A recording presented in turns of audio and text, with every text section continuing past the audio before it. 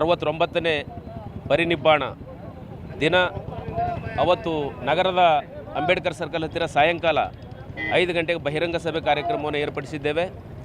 Doctor Baba Saheb Ambedkar ಅವರು ಈ ದೇಶದ ಶೋಷಿತ ಸಮುದಾಯಗಳಿಗೆ ತನ್ನ ಇಡೀ ಜೀವನ ಪರ್ಯಂತ ಹೋರಾಟ ನಡೆಸಿ ಸಂವಿಧಾನದ ಮೂಲಕ ವಿಮೋಚನೆ ಮಾಡುವಂಥ ಕೆಲಸವನ್ನು ಬಾಬಾ ಸಾಹೇಬ್ ಅಂಬೇಡ್ಕರ್ ಅವರು ಮಾಡಿದ್ರು.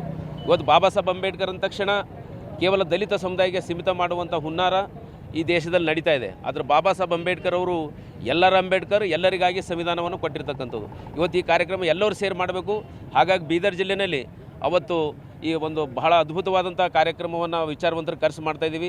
ಜಿಲ್ಲಾ ಉಸ್ತುವಾರಿ ಸಚಿವರಾದಂಥ ಈಶ್ವರ್ ಖಂಡ್ರೆ ಅವರು ಈ ಕಾರ್ಯಕ್ರಮವನ್ನು ಉದ್ಘಾಟನೆ ಮಾಡ್ತಾರೆ. ರಹೀಂ ಖಾನ್ ಸಾಹೇಬರು ಪೌರಾಡಳಿತ ಸಚಿವರು ಬಾಬಾ ಸಾಹೇಬ್ ಅಂಬೇಡ್ಕರ್ ಅವರ ಭಾವಚಿತ್ರಕ್ಕೆ ಮಾಲಾರ್ಪಣೆ ಮಾಡ್ತಾರೆ. ಮತ್ತು ವಿವಿಧ ರಾಜಶೇಖರ್ ಪಾಟೀಲ್ ಅವರು ಮಾಜಿ ಸಚಿವರು ಅವರು ಮುಖ್ಯ ಅತಿಥಿಗಳಾಗಿ ಬರ್ತಾಯಿದ್ದಾರೆ. ಬಂಡೆಪ್ಪ ಖಾಶೆಂಪುರ್ ಅವರು ಮಾಜಿ ಸಚಿವರು ಮುಖ್ಯ ಅತಿಥಿಗಳಾಗಿ ಕರೆದಿದ್ದೀವಿ. ಇನ್ನುಳಿದಂತೆ ಉತ್ತರ ಕರ್ನಾಟಕ ನ್ಯೂಸ್, ಇದು ಕನ್ನಡದ ಉಸಿರು.